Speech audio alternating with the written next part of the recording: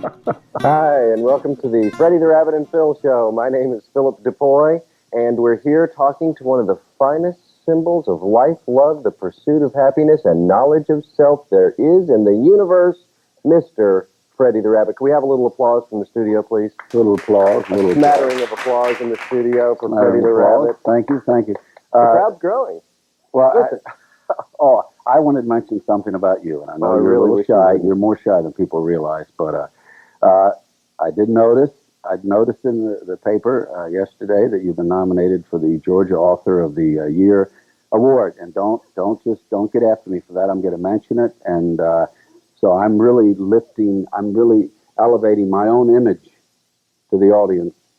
By being very seen fact with that I'm seen with you, and you are interviewing me, and I also know that before you became artistic director of the Townsend Center for the Performing Arts, you were, and this is true, like a psychic.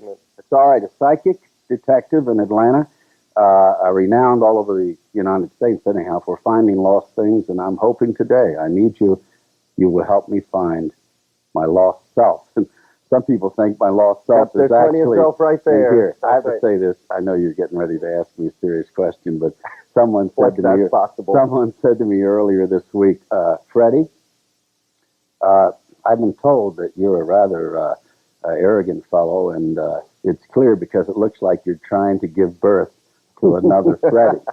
And I was a little hurt. I was a little hurt by that, but I survived. Anyhow, so hello. Hey, Freddie, how are you? Look, Yeah. Today we're talking about finding the self, discovering the self. Shakespeare, our friend Shakespeare, your good friend William Shakespeare said, Billy. Actually Polonius in Hamlet, one of Shakespeare's plays said, "To thine own self be true, then thou canst not be false to any other man." If you're true to yourself, there's no way you can be false in anything else in life. Okay. You think that's true from the rabbit's point of view?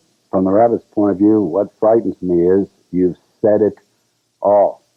And if you and thanks I... very much for joining us. Yes, goodbye. Hello, goodbye. If you and I could totally understand the, even more deeply than Polonius did, perhaps, the meaning of that message,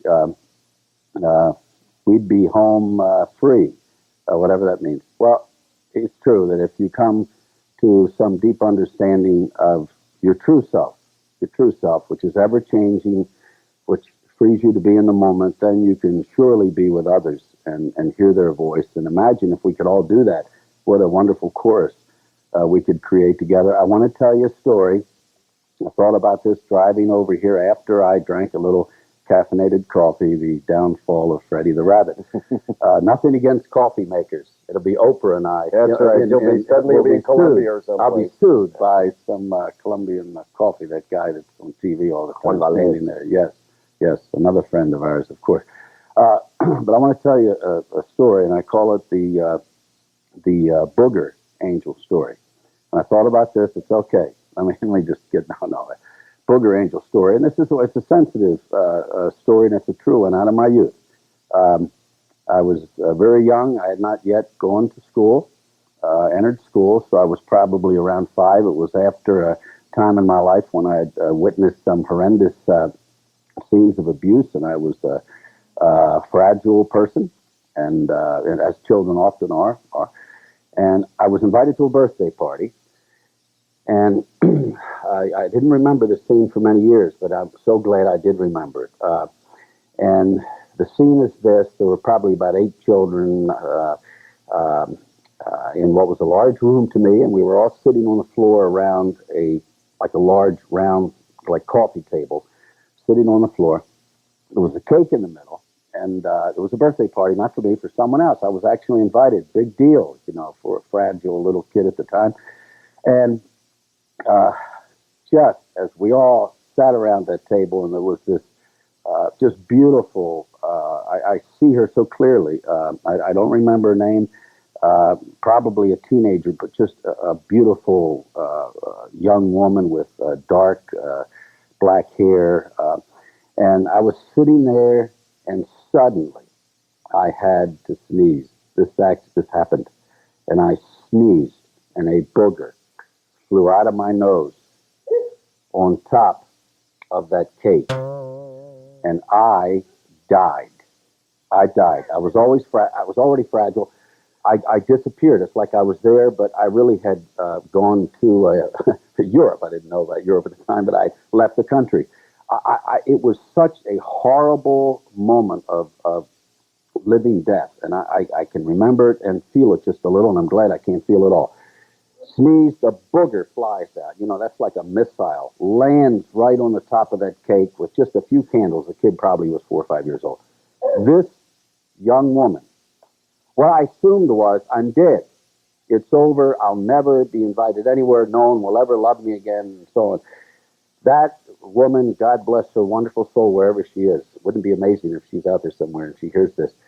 She took a little napkin. She did this like a Zen master, like a ninja warrior of love and compassion. Took it, reached over, took it right off, and immediately started singing, "Happy birthday to you," like a miracle. All those kids, including, it took me longer. All those children just started singing happy birthday. Like that moment had never happened. And she looked, all I remember, she didn't say a word to me. She just looked at me and smiled, saying happy birthday. I used to tell this story in other circumstances and would cry. I'm not doing it today, and I'm just as glad I don't want Ann out there watching. Fred, you cried again on television. Stop it. And what if she had shamed me, blamed me, looked at me and said, "What a little scumbag. Do you know you've destroyed a party for this little girl or boy here?" None of that. She held me for that moment with her glance, with her, just the beauty of it. And she was an angel. And there's one other quick little story I want to tell that's associated with this, just popped up. Many years ago, thank God many years ago, when I was going through one of those tough times that all young men go through, I guess, as they're trying to become men and find their place in the world, particularly tough time, Ann and I were in bed, and I just started sobbing like a baby, just overwhelmed by, "Fred, you are never going to find your place. You're never going to be anywhere. You're never going to be an adult. You're never going to make it," whatever that means. You know, Zen Master should have said to me, what is make it? What are you talking about? But it had power then. And she did not say hardly a word. All she did, we were pretty young. She was young too. It's not like she understood what was going on. I didn't. She put her arms around me and just started rocking me. And said, "My baby." And I was a baby. And for a moment, big, Freddy the Rabbit, macho guy that could go into a bar, I can handle anything and all that. There I was, reduced to this little sobbing child. No shame, no blame. You see it on TV. "Well, why don't you grow up and be a man?" My God, I married you. I'm stuck with the mental retardate. What she did, not understanding. Sometimes we don't understand. Evidently, something in her, she's not the booger angel, she's the rockin' angel. The rockin' angel. Just held me. And when you talk about to thine own self be true, why we need one another so much and why we're in a healthy sense, I think, dependent on community and the need for one another, is that before you can find that true self, you've got to have a place or a relationship or an experience where you're held, but you're free to be. It's like the water course way of the Tao Te Ching, Taoism, that the flow is there, life is there, experience is there, but the river has banks, and you are held, and you have a place to be, and that's what those two stories are about. What I believe is, if you don't have experiences like that, if you don't have relationships where that's happening, that life can be difficult. Life's almost impossible. And I believe everyone that's walking the streets now who's still surviving, if they could open up to themselves and their memories, and you could do it, I could do it, we'd find those experiences back there, perhaps in the here and now, where we're free to be. Oh, I got another great line for you. I read it. It's in a little pamphlet called Zen and the Art of flatulation. I know I shouldn't say that, but no, Zen in the art. Oh, we've already talked about boogers. Well, boogers, okay. This show's never going to get I'm me like there a anyway. child that wants to talk about boogers and snot and all that, but art in the Zen in the art of flatulation. Love is breaking wind and never having to say you're sorry. Now, and so love is being able to sob and never having to say you're sorry. Love is being able to make a mistake and not having to say you're sorry. Love is that place where you can be and let it flow and be held. Anyhow, I'm on a flow here, and I got to slow down so you can kind of get me grounded, because you could be my shrink. You know that. You do a wonderful job of getting me back on track. I just do not, but thanks for the idea. It's a job opportunity. Yeah. Look, this is what it's. These stories actually, despite all the odds, Angel Story is a very moving story, and the idea of being held, the idea of having to find. It's almost like Don Juan, in the Carlos Castaneda books. In order to really find yourself, you first have to be held by the earth. That's Don Juan. You have to find your power spot on the earth, wherever that is, and the entire universe actually has to hold you. And then, and only then, you can start to explore the self. Well, I mean, in a way, this is what you're saying. You are amazing. No, you are. This is not a commercial for you. You are amazing how you say things, and I go, oh, I actually said something intelligent, and then it opened up something else. Father Bede Griffith, he's the late Father Bede Griffith, the Christian Hindu monk, had a wondrous turning point in his life when he read a line from Saint John of the Cross, and the line reads something like this: I will show you a way you do not know, to the secret chamber of love. And he was so moved, he wept. He read that, and what he experienced when he read that, and of course a lot of other things that happened to him, is that what he realized was that he was in the chamber of love. It wasn't that he had to go and get there. And the reason, I will show you a way that you do not know. And he understood. I didn't know the way there. What I didn't understand was I was already there. I was already held. I was already held by God, not by religion. That's why he was open to Hinduism and other faiths, even though he was a Christian. Not held by the rules or dogmas or creeds of religion, but held by an experienced God. The life is there, the flow is there, but to be held.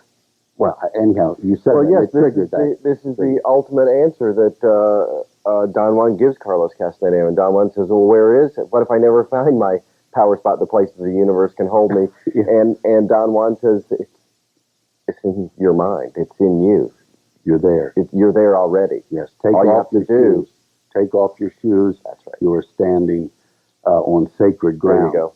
Now, what if you and I were so unafraid that as we went through the world, that everywhere we went, we realized that we were standing on sacred ground, and that the other before us, whether enemy or whatever, that the other person before us was part of that communal experience, and that we were all being held. Did you see my yogi?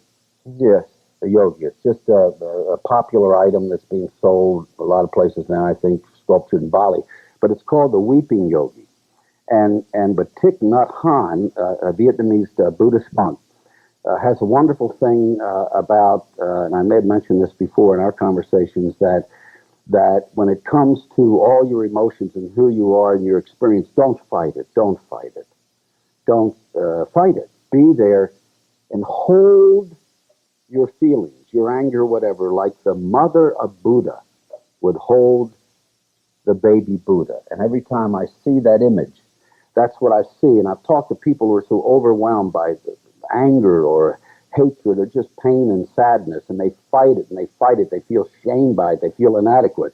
And what I've seen as they learn to hold it in a relationship, which might be like the microcosm of the macrocosm of God holding us all, that when we hold it and be with it, that emotion, that experience can flow and move on to that secret chamber of love. It's allowed to get back with life and with creativity and get back with that flow. And hatred itself does not become something that destroys us. It's something that transforms itself into a capacity to say, have great compassion for others who have been injured and hurt. I mean, all of these things we're talking about are real. Yes. And in keeping with the trend of this show at this moment, I would like for you to hold that thought, because we've been talking with Freddy the Rabbit here in the studio today, and our time is up. We'll be back in a little while with another show. Thanks for joining us. Boy, goes quickly, doesn't it? Sure does.